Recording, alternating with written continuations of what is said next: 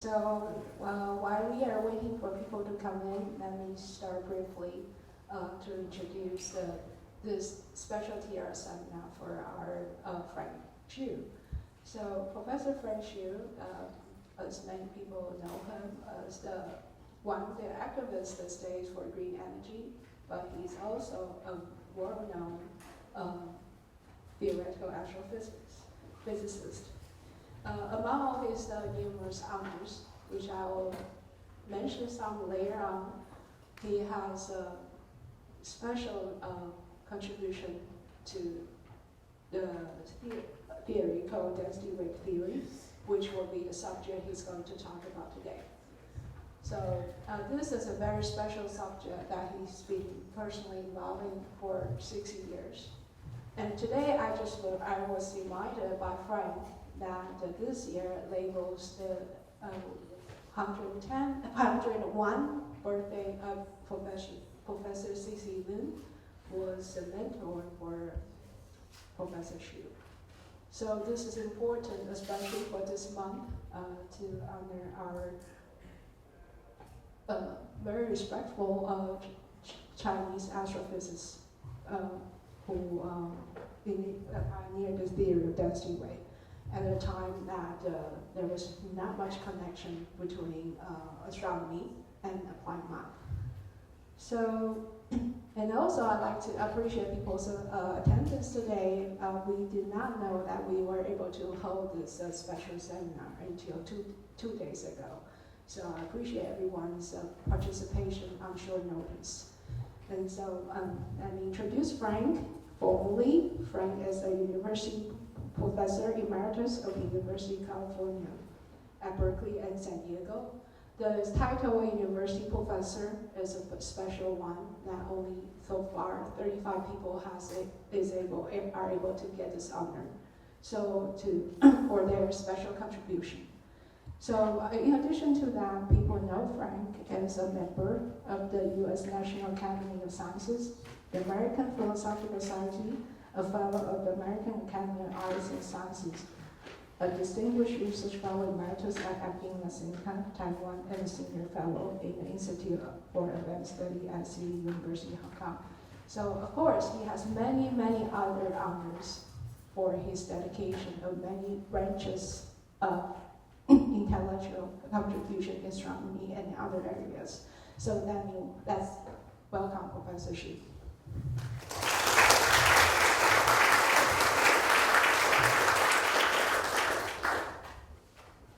Thank you, Sandy.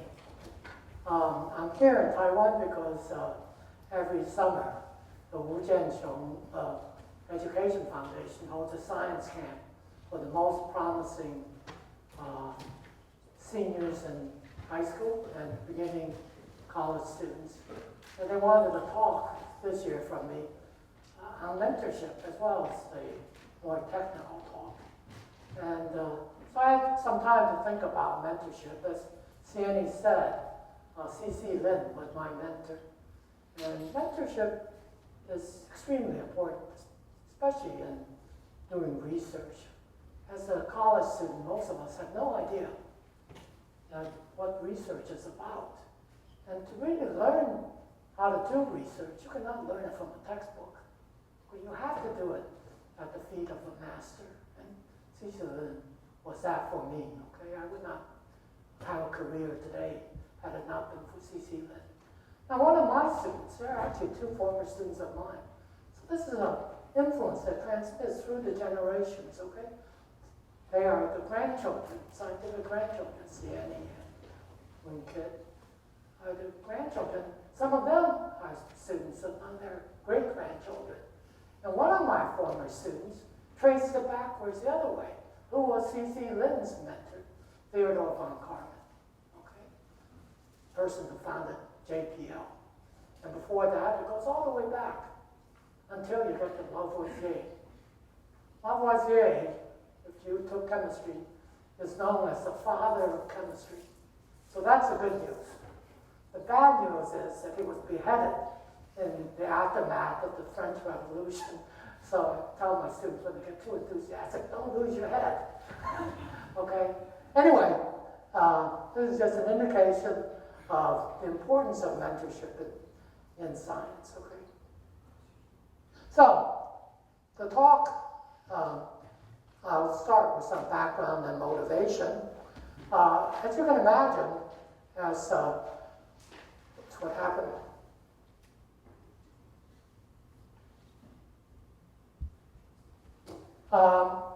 C.C. Lin was a applied mathematician, so the theory he developed, and that has been carried on since then, is, whoops, why are we doing this? How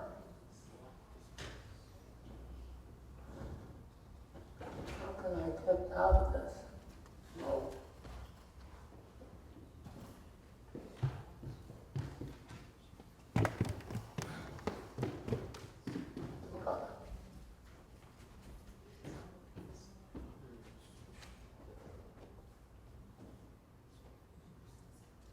I'll keep going.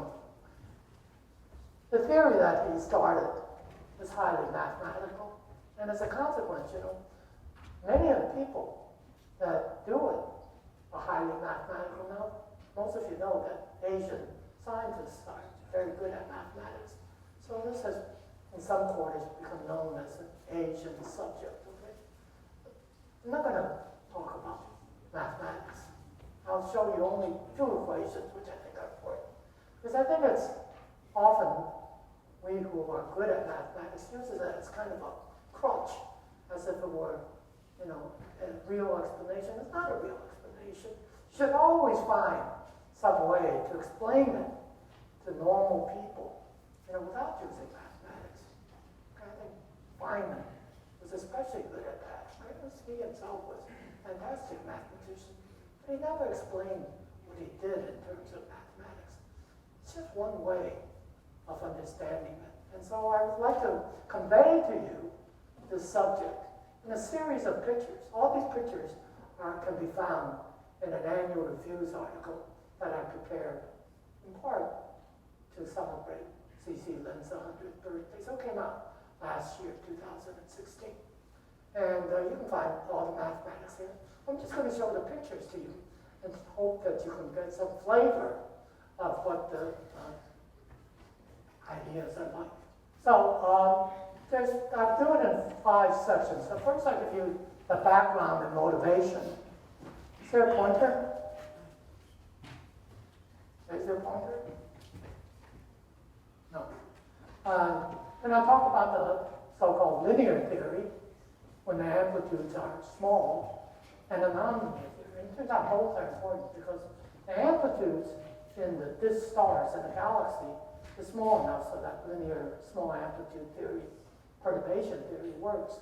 But in the interstellar medium, the response is highly nonlinear, and I'll explain why. It's very simple. Then I'll talk about spiral density waves in external disk galaxies. Spiral density waves have been proven to be a very rich subject. So it appears everywhere we see disks, highly flattened structures. One of my friends once gave a talk, Scott from Maine, where he said, in astronomy, we only have 2 kinds of objects, spheres and disks, and I work on disks. Okay? I found it funny. Anyway, those are the kind of self-gravitating objects that one frequently finds in many, many systems, spanning fantastic range of densities of a linear scale. So Saturn's rings all the way up to galaxies in a factor of 10 to the 12 in linear scale, which shows that gravity has no intrinsic scale. And then I'll talk about spiral structure as a growing northern moon. I'm not going to talk much about spiral density waves and protoplanetary disks, but I'll show you one slide and just leave you to draw your own conclusion as to whether the field there will prove as fruitful as in these other contexts. Okay, so let me give you the background and motivation. So ever since modern telescopes were invented, and one could resolve the structure of objects in the sky, people have known about what were called spiral nebulae. And this was the first one to be imaged by Lord Ross. And one didn't know what the nature of these so-called spiral nebulae were. We know today, of course, that they're basically galaxies made out of literally hundreds of thousands of billions of stars. Okay? So here's two modern pictures, one from the Hubble Space Telescope and the other in the infrared from Spitzer Telescope, okay? Showing this fantastic structure where you have a flattened system with seeing near the edge on with two main spiral arms that wind around. In one case, being projected in front of a companion galaxy, which may contribute somewhat to this spiral structure. So we believe today that spiral structure is an intrinsic part of galaxies, but it can also be forced from the outside. Okay? And it affects the interstellar medium of galaxies tremendously, allows, in many cases, stars to continue to be born, even though the interstellar medium by today, after 14 billion years of cosmic evolution, the interstellar medium is really a tiny fragment of what it used to be today. Still, because of the unusual compressions that spiral galaxies experience in the interstellar medium, stars continue to be born. So it's part of the beginning of the story about star formation as well. So now let me move on to linear and nonlinear theory. So what are spiral density waves? They're basically a traffic jam in spiral galaxies. I often use this analogy. Suppose you imagine a highway. You've all been in such a situation. But for some reason, one of the lanes get closed. Maybe there are people doing work. And so many cars, lots of lanes are squeezed into fewer number of lanes. This gets to be a jam here. That's a wave pattern because if you look at the individual stars, they actually go through and come out the other side. So it's not, a whole bunch of cars jammed together moving. The road crew may move as time progresses. So the crest is wherever the road crew is, but that's a completely different speed than the speed at which the cars are moving. So that's a wave. Okay? If you imagine this wave, this jam to occur in a circular highway where some of it are squeezed together, some parts, that's what stars and galaxies are experiencing. Okay? Sometimes they come closer together, that's where the jam is. They come back out, and they get squeezed closer again.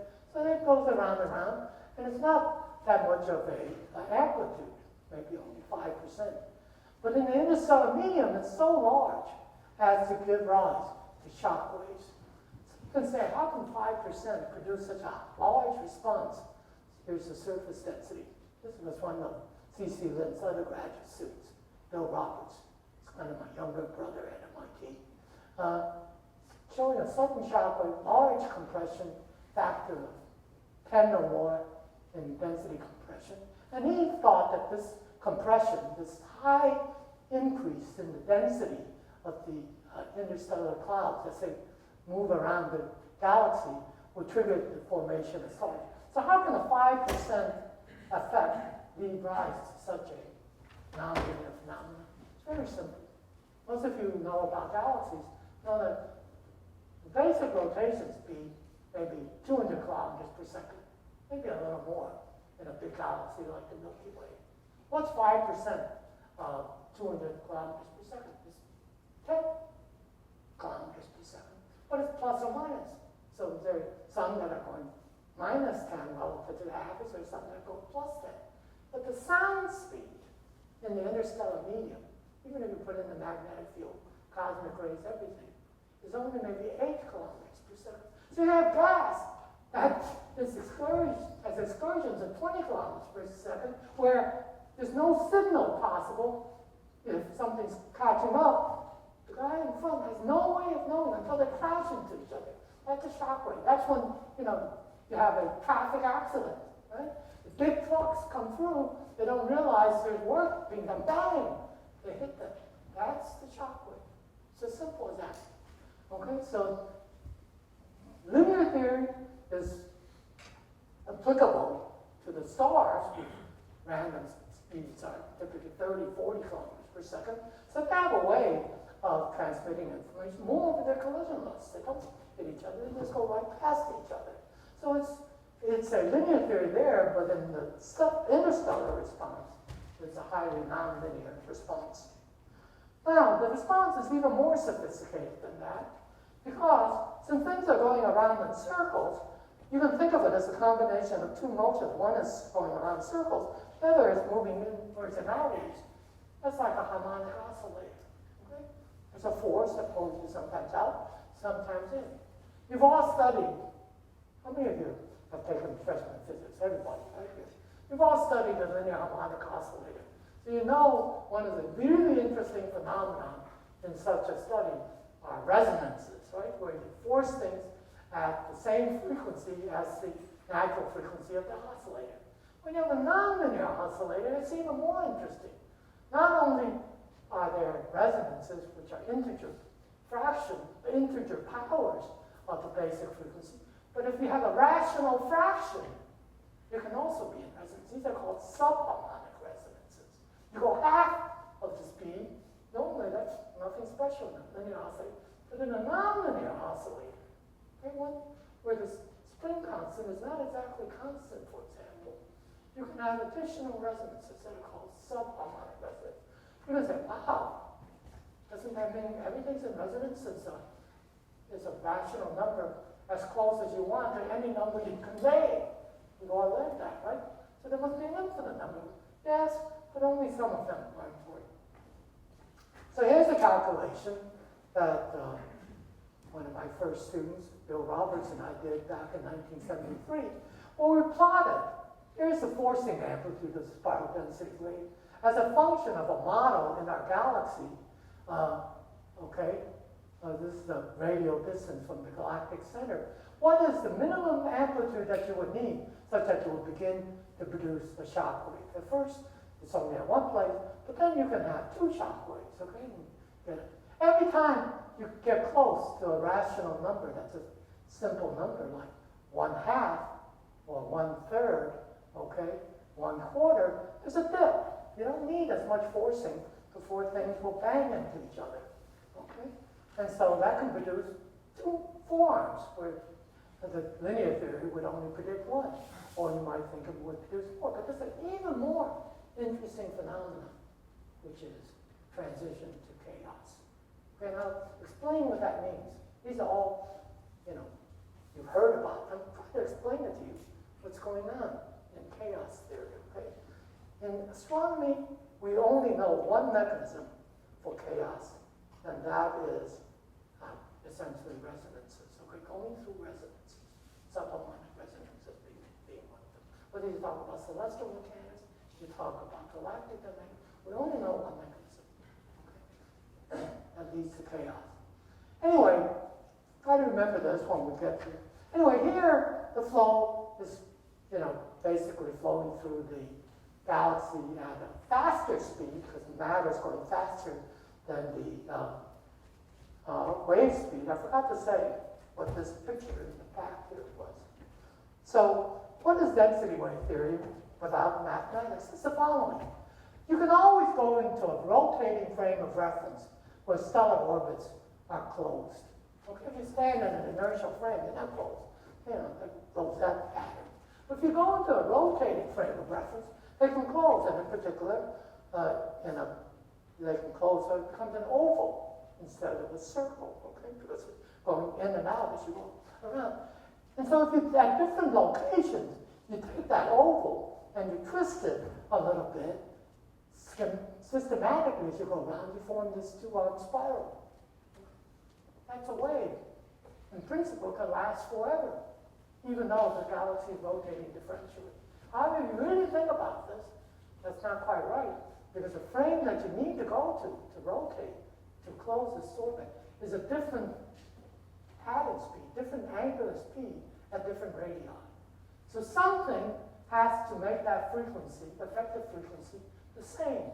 And in density wave theory, that's an extra force which is the non-axisymmetric force due to the fact that you have a density concentration here in the first place, is enough to make that pattern speed uniformly the same. So this same pattern that looked like today, if you came back here 200 million years later, it would look exactly the same, except it's rotated like a rigid body, but it's not a rigid body. Nothing in there moving like a rigid body, but the pattern is rotating. So that avoids the fundamental dilemma when C.C. Lin first worked into this field. Okay? At that point, no one understood spiral structure. Even Feynman didn't understand spiral structure. But you look in Feynman's book, his lectures on physics, and he has a sense. If you're looking for a good problem, you should work on spiral structure of galaxies. Well, I was lucky to be with C.C. Lin at that time, so I worked on this. Indeed, it turned out to be a fantastically interesting problem. Okay. So, here is the response of the interstellar medium. For now, let's turn off the self-gravity of the gas and just let it circulate through the galaxy under the influence of the background spiral fields supported by the disk stars. And this is the density response that was calculated by Bill Roberts in his thesis, okay? It's not a complete set of curves, but it gives an illustrative set. So different radii, okay? Chi-Yuan, who was one of the former directors here, worked on this subject. He was a postdoc when I was a graduate student with C.C. Lin. And in 1970, Roberts and Yuan incorporated the magnetic field. They said if the magnetic field is basically toroidal in the galaxy, that is, basically goes around in circles, then it would be stretching the magnetic field, it would be pinching it some places, expanding in others. And so that would have a restoring force that lessens the peak amplitude, but also compress the field. So that one of the earliest conditions was that the magnetic field would be compressed. Magnetic fields are very hard to see. So how do you test this theory? Well, it turns out that this prediction was the very first test of density wave theory, and it made it. When this was seen, it made it in New York Times. Okay, in those days, this was a big deal. So at that time, the Dutch had built the first large radio interferometric array, and of course, they worked at centimeter wavelengths. So one of the first objects they looked at, that was John Orange, director of Institute, was interested in spiral structure theory, was to look at M51. It had enough resolving power to see it. I remember the Dutch astronomers coming to Lin's group, and I happened to be with C.C. Lin at the time. They said, how much resolution do we need to see the compression of the interstellar medium? And being a young person, I was brash, and I said, 4. I said, why 4? I said, well, you can have 4 beams from here. A sine wave, you need at least 4 points. You can see it go up, you can see it go down. C.C. Lin, much wiser and more expensive, 10. And I think I was right to begin with, but if you really want to do a good job, you should have 10 beams, okay, or more. So that's right, and so they decided it was possible to look at M51. And you see it. There you see the magnetic field lines. It's compressed in these spiral arms. How can you see the magnetic field? You don't. What you're seeing is synchrotron emission.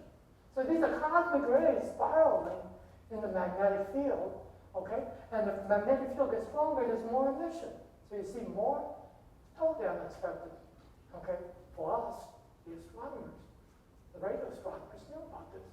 And they said, this happened, and there it is. So there's a problem with this simple picture, though.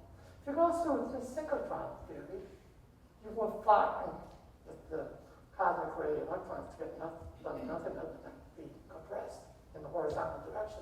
It should scale as a magnetic field to the 2.7 power. If you take 10 to the 2.7, you get several hundred. Okay? Is this several hundred times bigger than in the? No, it's not. Wait a minute, it's beam theory, right? The even taking beam theory is not right. So that made us realize that this simple picture is not quite right. You have to consider what happens in the vertical direction. This is a prediction that hasn't been borne out yet. This just goes to show, if you think carefully, okay, every big problem spawns off additional problem. We think it buckles. See, its magnetic field is held to the galaxy by the weight of the gas through which it threads. But that's like a magnetic field is like a light fluid. If you try to hold it down with gravity, everybody knows there are conditions in which the light stuff would be on top. It's rise to the top, and the heavy stuff would sink to the bottom. It's called Parker instability. We think that's what happens. That's when cosmic rays ultimately end up escaping. So we would hope that eventually people would look on edge-on-style galaxies and see whether there are bubbles of field that go up and down. And that, of course, the cosmic rays will stream up to where the field is weak, and the overall compression effect will be much smaller. That's a speculation. Nobody's proven that this is really what happened, but I think it's likely. Okay, so, well, can you see more directly this effect? Before I went to Berkeley, the people at Holland invited me to go visit and tell them about spiral density wave had grown enough because they were hoping to build line receivers. See, viewing the continuum is okay, but really what you would like is velocity information, which you can only get, as you know, I hope, if you have lines. Okay? And so they wanted to build fast and dirty 21 centimeter line receivers, okay? Ron Allen and his group that owned it. So I spent the summer there, gave a series of lectures, and gave them the program that we did used to make galactic shocks. They assigned this guy, Herman Visser, who later became a postdoc with me, to do the calculation. Here's the calculation he did. This is a face-on view. So here's the atomic hydrogen streaming around, getting compressed together, close together, coming up. And you can see that in certain parts, this is where that 1/2 resonance is. But you would have expected to be 2 spiral lines. Actually developed 4. The background is absolutely only 2. You know, it's only something that's along here and something along there. But the response includes a very strong subharmonic resonance. So you get 4. You can see that there's these extra lines to 4. Moreover, you can see the velocity variation. So it's not just purely circular motion, which would produce a so-called spider diagram. Okay, you would see something like this. As every time it goes through a shock, it has a little bump and wiggle. Now, the angular resolution isn't enough to show us almost a discontinuous drop.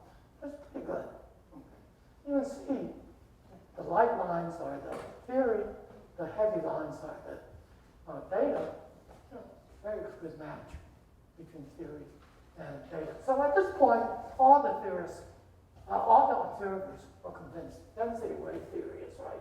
Let's move on. The theorists, many of them, continue to argue, well, this is, you know, there's all sorts of things wrong with the theory, okay? Some people won't believe anything, even if it's right before their eyes, okay? This is a lesson that you learn from a mentor, because it's very easy at that point to become highly discouraged, but then have confidence. This is the right path. We just should disregard the theorists, even very prominent people, right, who said there's something wrong with the theory, because it's not, you know, what I told you is it's not a complete theory. It's kind of semi-empirical, okay? Well, see, it takes a long time to develop a really honest, complete theory. Now here's an outcome that wasn't expected. As I said, Ron Allen was one of the authors of this paper, found a very funny effect in one of their spiral galaxies. What's plotted here is a little complicated, but they are basically contours of atomic hydrogen and H alpha, which is emitted in H2 regions, and H beta, it's like the recombination lines, and where the dust is and where the CO is, okay? And what they found was that the peak all lie not where the dust light is, where the compression is believed to be highest, somewhere downstream as it flows past the shock wave. That is, the picture up to then, this was before people really knew much about giant molecular clouds, was that the gas would be atomic hydrogen in between spiral lines, be compressed, and then form stars here. But it shows the peak of H1, which is not much affected by dust obscuration, doesn't peak up here, it peaks up here, where the CO peaks up. Okay? So that developed a picture that the relationship between atomic hydrogen and molecular hydrogen, CO, molecular CO, is more complicated than one thought in this naive picture. In particular, they push forward the view, which I think many people accept today, not everybody, that H1 in galaxies today is mostly photodissociation product of H sub 2. Okay? It's where enough UV light breaks apart hydrogen molecule into atomic hydrogen gas. So, they're unexpected.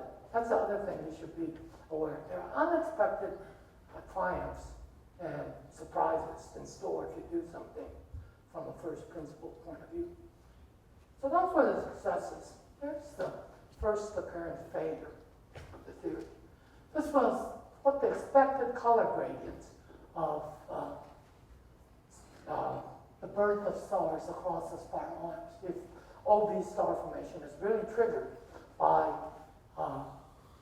density waves.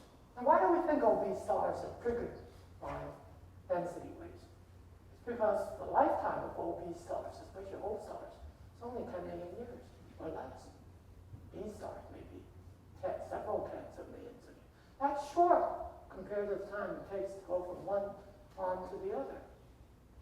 Okay? So how can OB stars form a spiral pattern? They're material particles. They're not waves. How is it that material particles always stay on the crest of the waves? Again, analogy is possible. Ocean waves are waves, right? Air bubbles are material particles. So why do we see white caps always on the crest of waves? The answer is the same as here.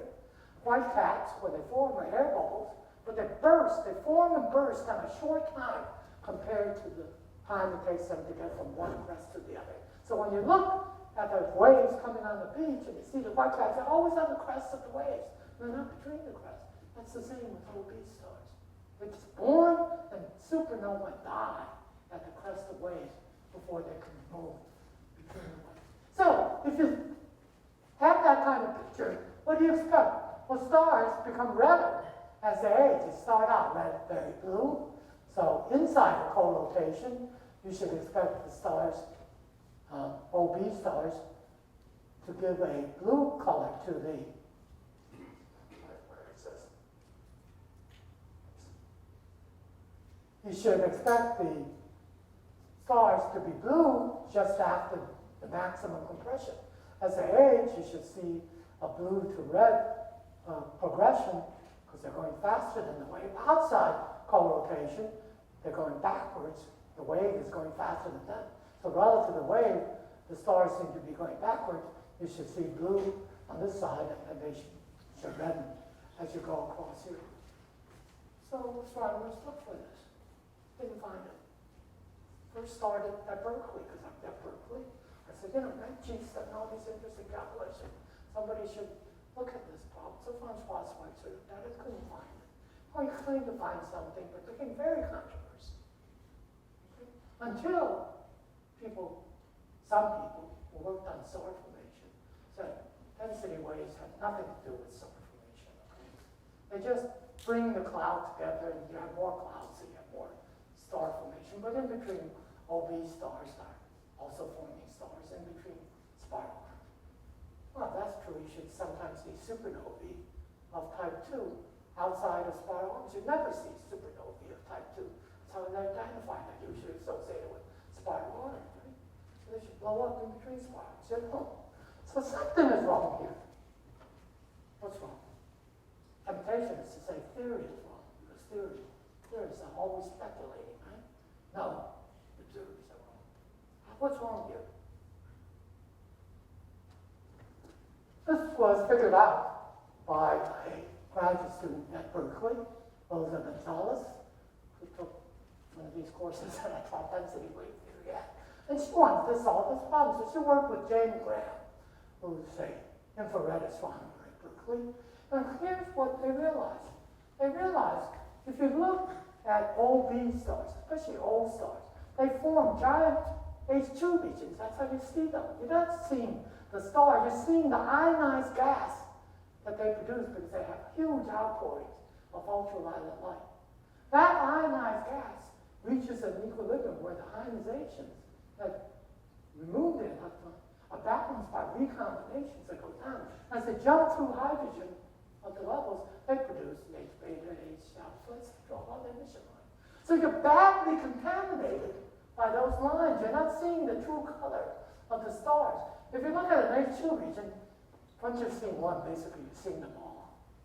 Okay? That's where the colors seem to be uniform.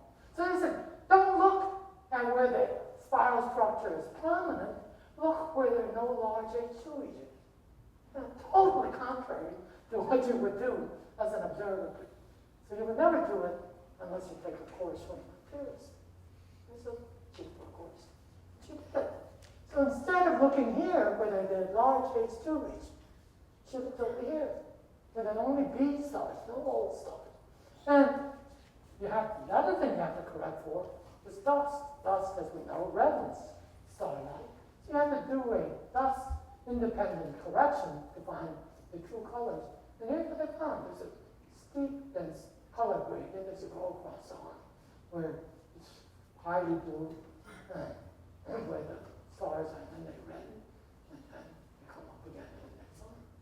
So, at first, they did one galaxy, which was what Rosa Gonzalez did.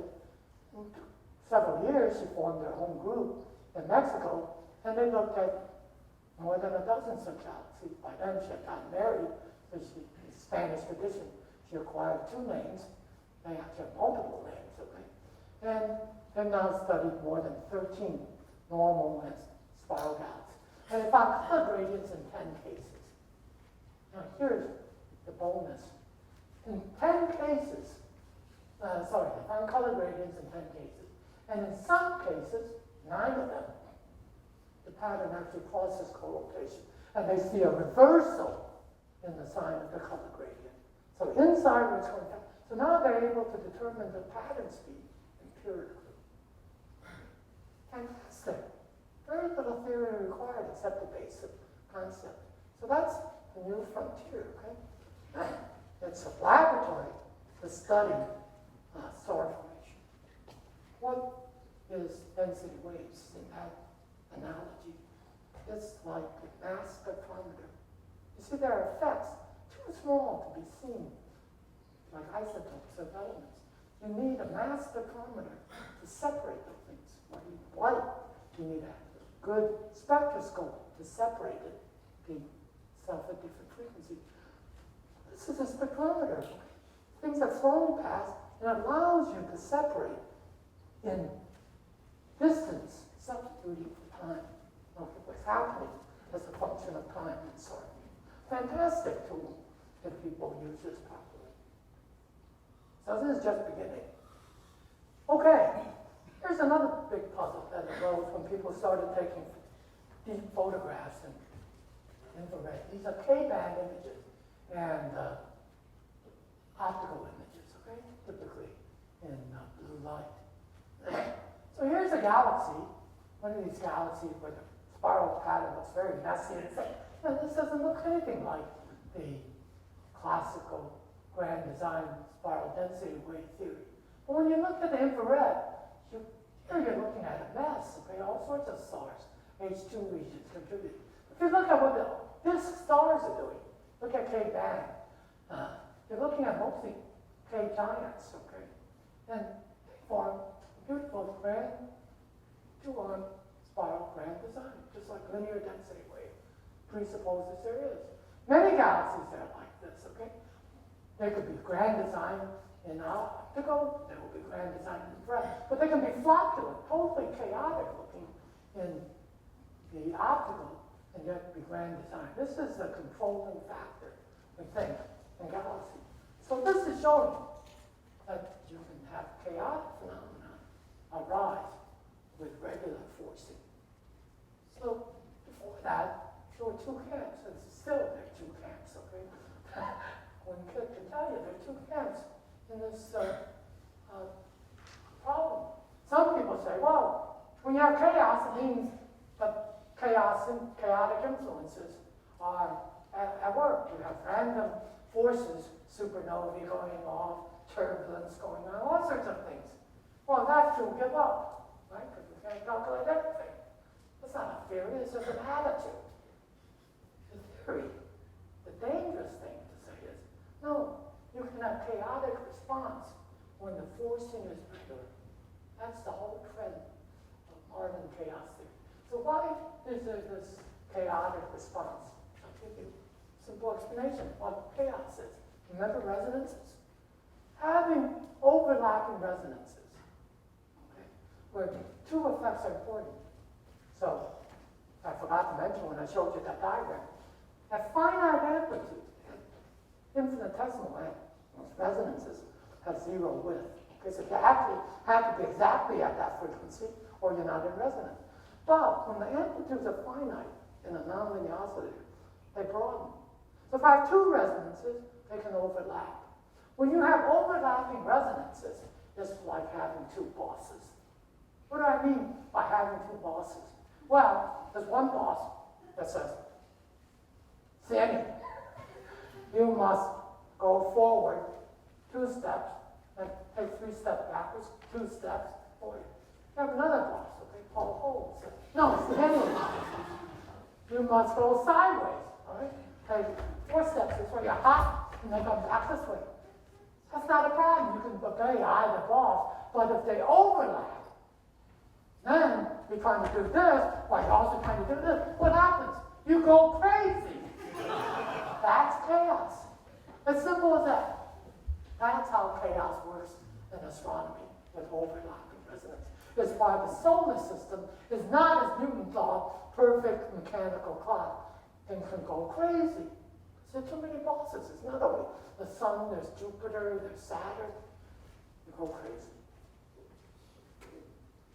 So, I had another STEP student, one of Chris McKee's students, Sukanya Chakrabarti, who insisted that she wanted to work with me. So I said, well, why don't we work on this nonlinear response? And she and Greg Lawson, the former postdoc, and I got together. At this point, they did most of the work because I was in Taiwan being an administrator, which I hated at, which I hadn't done it, but it's done. And this is what we found, okay? So you run the gas, which are the non-linear oscillators, I said. It's a short time response. It quickly responds, it produces 2 ions. But if you run it for a long time, it goes crazy because it sees these overlapping resonances. There are additional parasitic instabilities. So you produce very flocculent structure. The background forcing is perfectly regular. Okay. The nonlinear response can be chaotic. And generally will be chaotic. So instead of saying that these chaotic things disprove density wave theory, we wrote just the opposite. It's always good to get people mad at you because then they quote your papers. We said, no, this is an indication that spiral structures are long-lasting. Because you don't immediately come into resonance. These subharmonics are weak. They take time to do it. So the initial response, if it's a transient, is the one on the left. It's only the long-term response, if it's been around for hundreds of millions of years, billions of years, that you begin to see this chaotic response. So that proves, or indicates, that spiral structure is quasi-stationary, which is what C.C. Lin and I proposed in our very first paper. So you just can't understand why things like the Hubble sequence, etc. work unless it's quasi-stationary. It's kind of a slowly evolving thing. Okay? It's around for a long time. Well, if you follow up on this picture and you put in the magnetic field, you find another tremendous new phenomena, at least theoretically. This was done by Steve Ostraker, who's one of my students, and she and her student, Shetty, did this simulation. This is a global simulation where now you put in the magnetic field, you put in the self-gravity of the gas, and you find these, what we call feathering instability. So think of this as two wings of a bird, okay? And there are these extra compressions that arise that, quasi-regular as you go around the galaxy. What are these things? We think these are the parents of giant molecular clouds. Bad news for you. Giant molecular clouds in this picture are not material objects. They're just highly nonlinear density wave theories. Where material goes in, comes back out. You may be lucky here, but it comes back out. Turns into other things. That's, it's so nonlinear that it's hard to tell the difference between material entity and a wave pattern.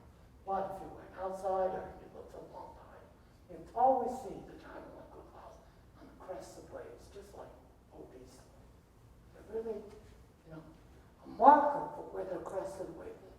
So you just see these patterns. Well, there's a lot of confusion about what is happening here.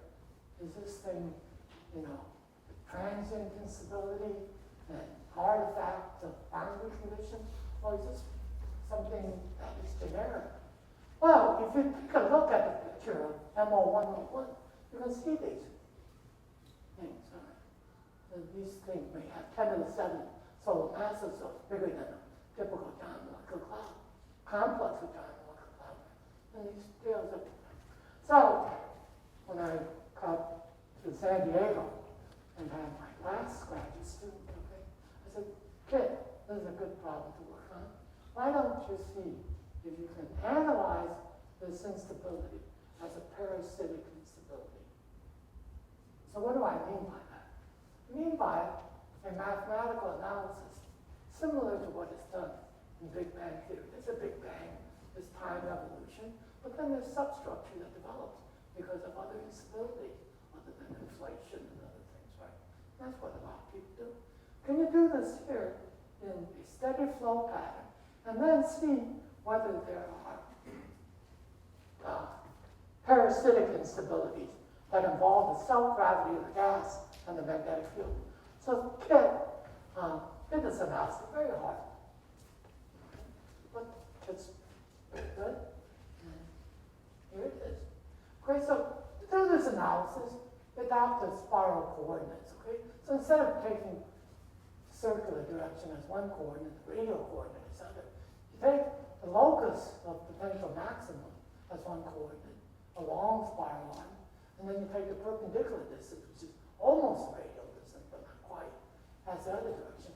When you do this, you realize it should be periodic in two different ways. It should be periodic if you just go around in a circle, because there's another arm here which is not drawn. It should go up and down, up and down. But it's periodic also in this direction. There's a maximum, there's another maximum. These two are almost the same if spirals have pi d1, the so-called WKB theory. So it should be doubly periodic. And when you impose this doubly periodic condition, you find discrete spectrum. It's not a continuous thing, as some people were saying, but it's discrete. Okay, just like hydrogen levels are not continuous, but are discrete. And here's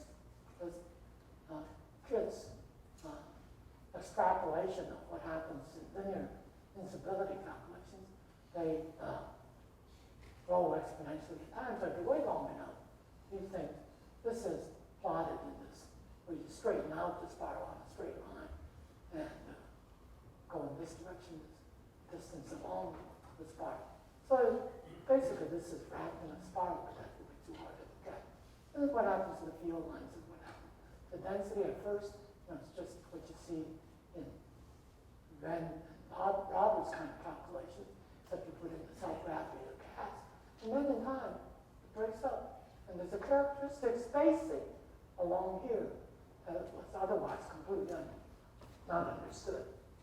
So here's where I think that one needs fortitude. It's not easy being an astronomer. Okay? When I started with it, I said, this can be a powerful tool to investigate the interstellar medium of external galaxies. How can we get, things like the magnetic field strength, how much gas is there independent by trying to determine the X factor in converting CO to molecular hydrogen. It's purely dynamical thing. In principle, there's a lot of information here, just like spectroscopy can tell us about quantum mechanics. People originally had no idea. These lines can tell us something about fundamental laws of physics. Something that can tell us about the Higgs medium. That's the good news. The bad news is, if you look at the number of free parameters in the problem, there's 7 of them. Well, 7 free parameters. Fermi once said, if you give them 3 free parameters, you can fit an elephant. Okay? So 7 free parameters, you should be able to fit ductile platypus. But most of these parameters are determined by the underlying state. What the underlying state looks like. Roberts and Wren kind of thing. So the other thing really depend on magnetic field, the self-gravity of the gas, etc. So that's the whole thing. Okay? You have to have fortitude. Okay? Unfortunately, his employers are more impatient than we can hope in the best situation. Anyway, I hope Kit, or maybe his students, or other people will take up this thing. We have a tool here, let's use it. Okay, now I want to talk about force spiral density waves. The first person to do a force spiral density wave calculation was Alex Jr. and his student, Bill Jr. These guys are all retired now. How old I am. He was a housemaster in my dorm at MIT, and colleague of C.C. Lin in applied math. Bill Julian was his graduate student, and they did the following problem. They said, suppose in a galaxy, we pop out down a point mass, okay? And then we calculate how the gas respond, the stars respond to this point mass. This point mass, in linear theory, can be anything. But they thought in terms of molecular clouds. Nobody knew at that point how massive these things were. So it's possible. What would be the response? The response is plotted in density contours like this. This is a positive. This is negative. Not negative density. Negative compared to the average. What are these units? Okay, well, the theory is units. Everything is 1, unless it's not 1. Okay. So if you have a point mass and you were to spread out this mass over that square, the surface density would be 1.0. So since it's linear theory, you should not believe anything that is 1.0 or larger, something less than. If you take out all these contours, there's not much that you can say is justifiable in theory, except some of these contours. But nonetheless, qualitatively, this is the response. You tend to form these wakes. It's like a boat. It creates waves as it goes along, but the waves are always where the boat is. It's shedding waves off the boat. They thought of this like a wings function calculation, so they imagined if they knew how to parameterize the problem to this one, they could put it in any pattern and calculate the response, just like wings function methods allow them to do in physics. Okay? But, in fact, it's not quite a good analogy because every point, since the material point, will move at its own speed around the other. So these wave patterns will start to interfere with each other. It would never look like this. It would never get sheared out. It would amplify. Just like you have a whole bunch of modes right now. Okay? The waves, not like this positive reinforcement and negative reinforcement. So the better way to think about this is that this is a mass point. So if I were to Fourier analyze it, one could analyze in the angular direction as a Fourier series, characterize it as E to the I, and theta. How many m's do I need? How many Fourier components do you need to describe something that's a mass point? The answer is infinite number 1. M equal to 1, M equal to 2, M equal to 3, etc. M equal to 2. There's nothing special in that kind of picture. Any infinite number. So at each one, you would actually have a largest response at resonance. They would excite waves, and then they would begin to propagate. They might reflect, they might refract, they might do all sorts of things. We could add them all up. There's the pattern you see. Okay? That was first understood by Chris Hunter, a guy who was at MIT at this time. Okay, so in galaxies, we don't think this is a dominant phenomenon. It turns out to be the main phenomenon in planetary rings. So, let me tell you a story about planetary rings. The most prominent feature in planet Saturn's rings is the so-called Cassini division. Okay, I'll try to go quickly. Which was believed to be a gap at the time that Voyager was on. So, Goldreich and Tremaine had a theory for creating the gap in Saturn's rings, or planetary rings, by having these resonances clear out the particles at these resonances. So, the NASA people came to my group and they said, is this theory good enough so we can trust it? And the Cassini's division is really empty. I said they wanted to send Voyager 1 through Cassini division to see what it looked like, how close. Like you would look at it outside, you would look at it this way, you would transmit through the ring. Back to there, it's a great idea. Is it safe to do it? Each Voyager is several billion US dollars. So we studied the theory, and Jack Lazar and Jeff Cosby said, no, probably not safe. Theory, not that reliable. It explains why the V-ring edge is where it is. It tends to dredge the material in the gap toward it. But it doesn't explain why the A-ring edge, which is out here, is where it is. Why doesn't it move in by diffusion and close? So there could be stuff between the gap. And if you hit one of those pieces, your satellite's gone. So we said the safe thing to do is to fly Voyager 1 over the rings, look down, take a picture, and then if it's clear, send Voyager 2 through it. I don't know if they actually took the advice, but they did exactly that. Not the second one. They flew by Voyager 1, took a picture, there's stuff in the cap. Right? But they did see, just as Goldreich and Tremaine said, this ring's edge is piled up with matter. It's much denser than this side or this side. Okay, so this became very interesting. People began to study this. Why was it interesting? Because Saturn's rings, since Maxwell's time, are believed to be independent particles moving around. But the theory here predicts if you pile it up enough, these ice balls will begin to touch each other. Then they become incompressible. Why gas becomes a liquid. When particles overlap, you can't compress them anymore. Okay? How can you have density waves in an incompressible medium? Well, we're talking about surface density. So the surface density can increase, even though in a single plane the balls would touch each other. If you continue to try to compress it with a density wave, right, the balls will climb on top of each other and become multi-layered. Okay? So horizontal motions will be translated into vertical motions. Now, brilliant. Right? They were our competitors, Goldreich and Tremaine, right? Nicole Borders at the time.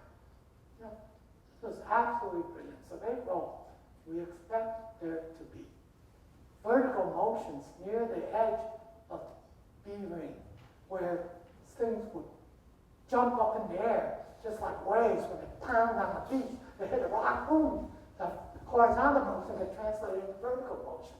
How can you see this? Trust the observers. Okay?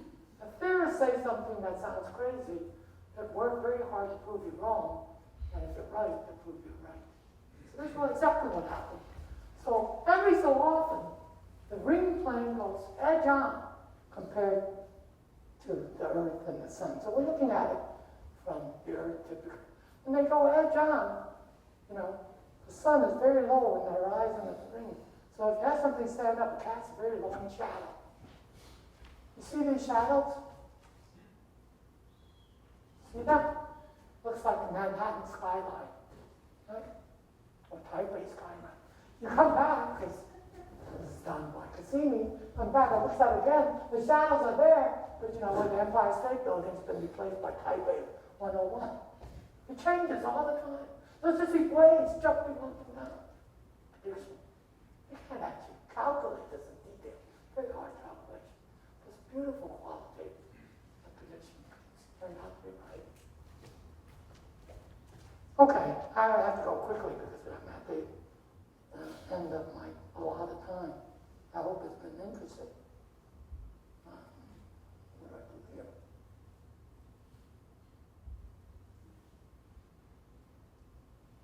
Midnight in California, that's a problem.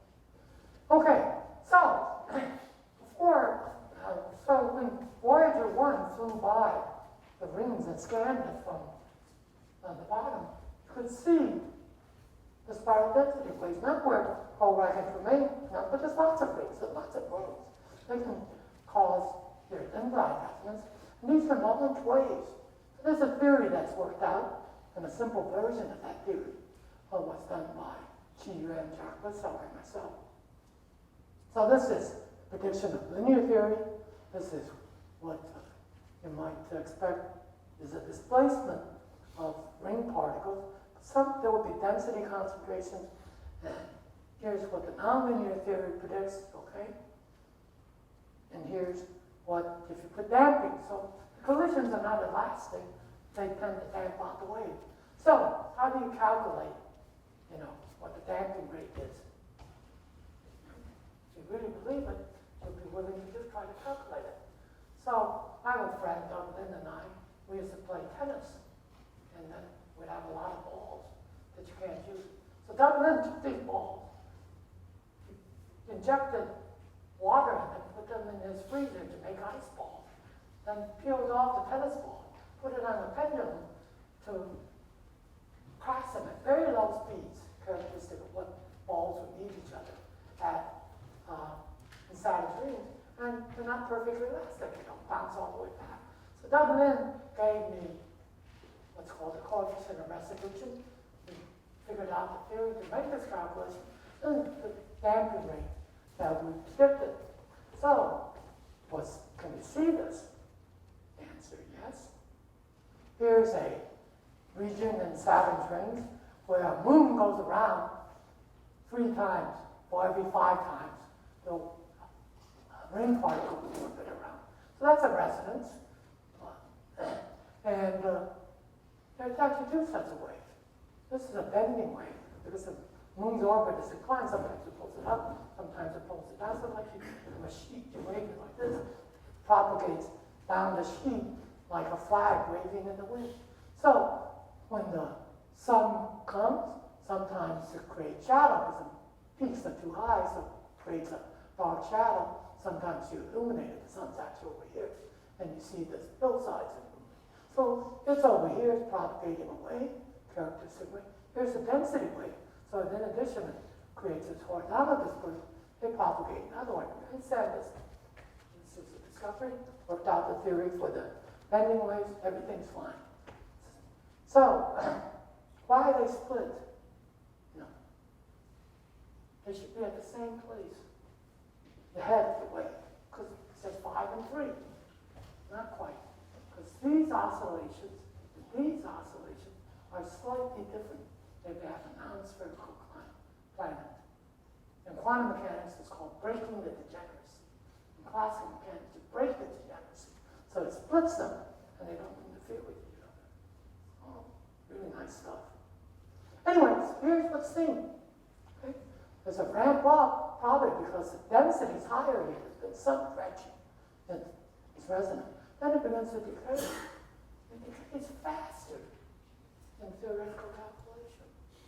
So I said, Doug, the things you gave, the balls you gave me are not elastic enough. All the other people thought we were crazy, How could you take ice balls? It must be, like crumbly stuff. It's highly dissipated, right? We would take an ice ball. They're not elastic enough. And Doug says, oh, Frank, I forgot to tell you, there's frost on those balls. Okay. Now, I don't know whether, you can really believe the theory or the way of making these balls enough, but you can learn unexpected things if you just have sufficient confidence in it. So we think this theory is okay, and the prediction of the wavelength decreasing with distance as you propagate away from the rings is okay. It allows us to measure the surface density of Saturn's rings, something that no one knew before. There were estimates what the mass of Saturn's rings is, so they're different by orders of magnitude. Today we know it probably to about tens of percent because of using density wave as a diagnostic of what the surface density of Saturn is. Over 50 sets of rings found. Here's this picture that I talked about in Cassini's division, okay? This is what was seen, not my board, this is actually the Cassini border. This is the division. Imagine that it's sent Voyager 1 through here. Unless you go through one of these empty gaps, because you have no time to make that correction, right? Because Saturn is light hours away, many light hours away. By the time you have it on that course, how do you know, its course is determined? It would very likely have been destroyed. So my conscience is clear. Right? $1 billion satellite was not destroyed because we gave them the wrong advice. Okay, let me finally discuss why spiral structure is present in galaxies. We think it's self-exciting, and by a mechanism which is extremely elegant. In astronomy, when you get something for nothing, it's called a free lunch. To my knowledge, this is the first example, before inflation, of a free lunch. And the reason is because if you calculate what the energy density, or the angular momentum density is, it changes sign across corotation. So inside corotation, because the wave is going slowly, then the wave, the matter is going faster than the wave is going slower than the matter. You're actually putting a negative amount of energy and angular momentum there. On the outside, it's opposite. You need, for the wave to get there, you need to put a positive amount. So if you do nothing, you get nothing wrong. Because if the inside can go negative, the outside goes positive, the amplitude is still 0. Right? So you can do it again.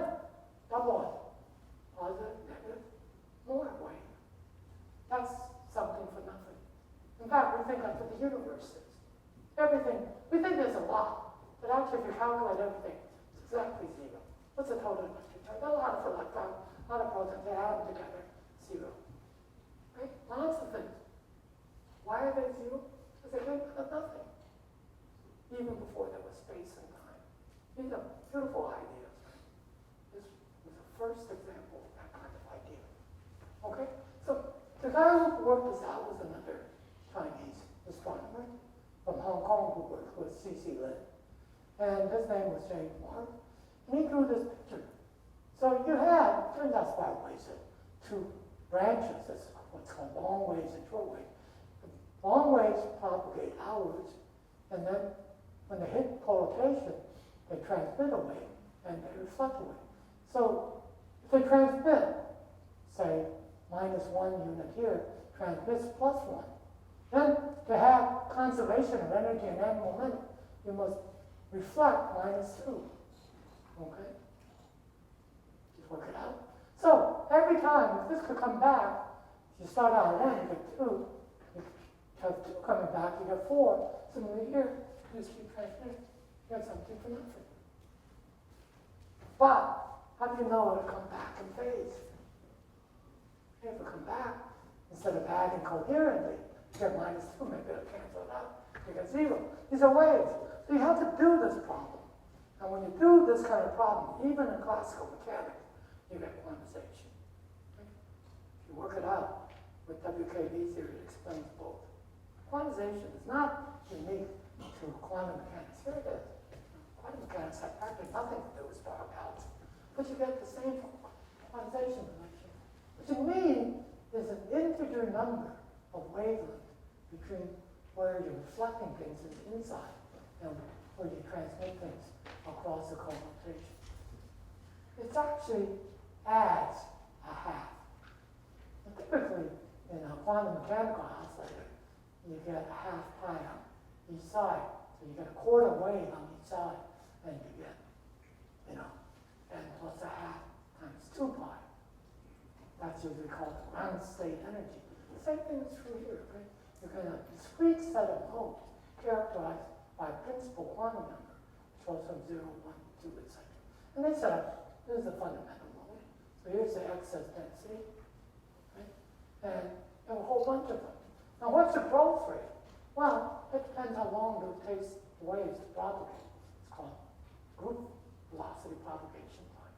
So, in the simplest case, the energy and angular momentum depends on the square of the amplitude. Goes up by a factor of 2 each time. So for round trip propagation, the amplitude goes up as the square root of 2. And therefore, since it takes longer time for the higher order modes, the fastest growing mode is the lowest order mode. The one that has no nodes, and the next one has one node, and the next one has. So you get a whole sequence of waves that are possible, just like in quantum mechanics. You get spectral lines or vibrational, rotational bands, similar things. So here's another calculation done using stellar dynamics by Chris Hunter, passed away since Chia-Chiao. So when I was writing the Angular Views article, I contacted Chia-Chiao and I said, can you give me permission to reproduce these diagrams? He said, he's fine. I said, with me reproducing it? I said, well, how do you want me to cite you? And he gave me, and I said, oh, you're no longer in this finding. He said, yeah, people don't appreciate his work. And I said, well, you have to have patience. Okay? People will realize how fundamental this stuff is. And maybe not you, but, people that follow us will be able to appreciate it. So here's what calculate, okay? We found two kinds of modes. There's one that dominates in the central region, which look like bars. So this is, we think, the origin of bars in the central regions if it can get there. If they can't get there, there'll still be spiral pattern. So that, in my mind, settled this long-term controversy. People say, oh, there aren't any such things as normal modes in galaxies. That's wrong. Definitively wrong. Not only wrong proven by exact analytical calculation, but people have now done numerical simulation. Early numerical simulation simply used too few particles. Now people are using 10 million, 100 million particles, and they find these modes. The growth rate in a linear regime follows exactly what is predicted by linear analytic theory. What about observations? Once the observers know what to look for, you see if you have higher order mode. Oh, here's one of these stellar dynamical disks by that group that I talked about before working in infrared. Here's a galaxy that's a grand design in the infrared and also in the optical. So you see that if you go along the arms, you see not only is there amplitude high, but then it goes under, it goes a dip. So there's that's exactly what would be predicted by n equal 1. It's not an accident on the other side. There's the same.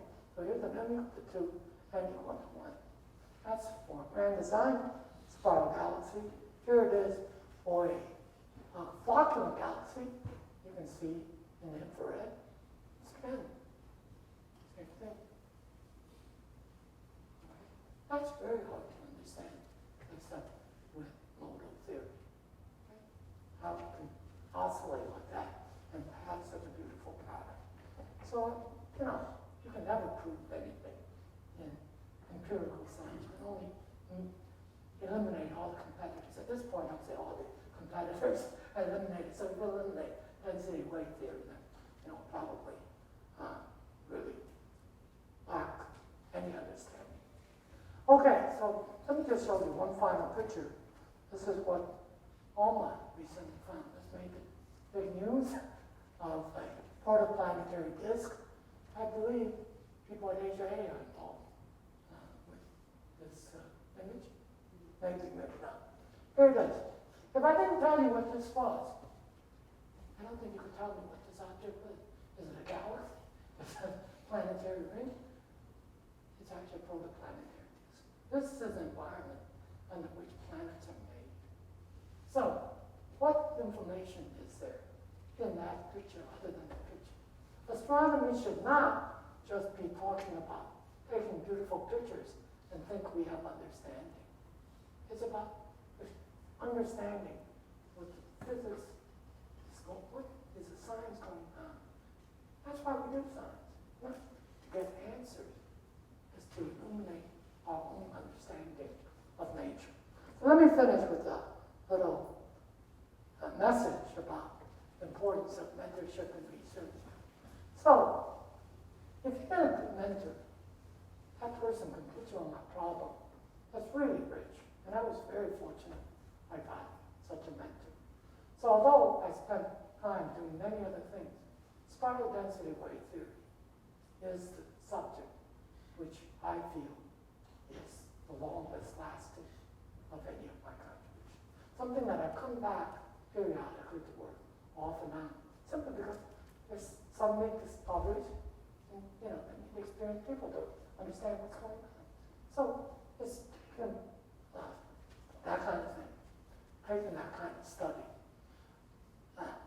So the most innovative research occurs in unexplored territory, when we may not know what are even the right questions are, much less how to answer them. So here's the first important lesson.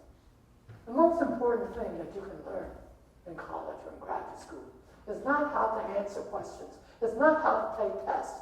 That's irrelevant. What's important is you know what questions to ask. What are the important things? I always tell my students, when you reach that point, always take the most interesting route. Because if you take other route that's easy, it's probably not interesting. It's so easy. Other people would have done it, but it's wrong. If you take the most interesting thing, it turns out to be wrong. At least it was interesting. But if it's right, wow, that's important. So for problems, right? The best guides are experienced researchers have been through it before, learned from such masters. Once you get out in the workforce, you don't have time to learn new things often. So you better get good habits while you have the time. Do not be discouraged by disparaging remarks from others. Ultimately, what they think is not what's important. It's what nature. And nature doesn't care about politics or economics, whether you work hard or whether you're smart. It's just something's right, something's wrong. It's ultimate. That's the ultimate justification. Finally, be scrupulously honest about what you know, what you do not know. Be prepared for surprises. So I told you that one of the papers I wrote had this diagram of ultra-harmonic resonances, which ultimately we've learned in terms of chaos.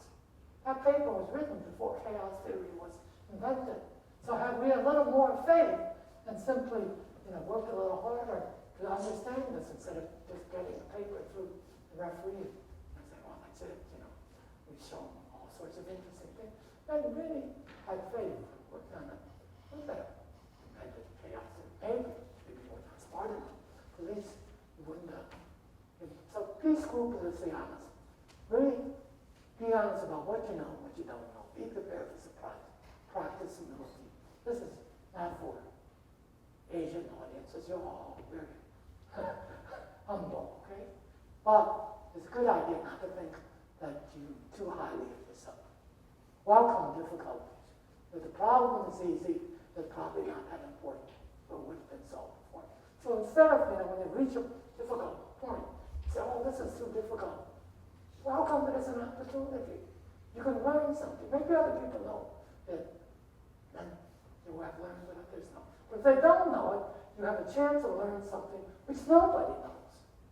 That's the really important breakthroughs in science. Okay?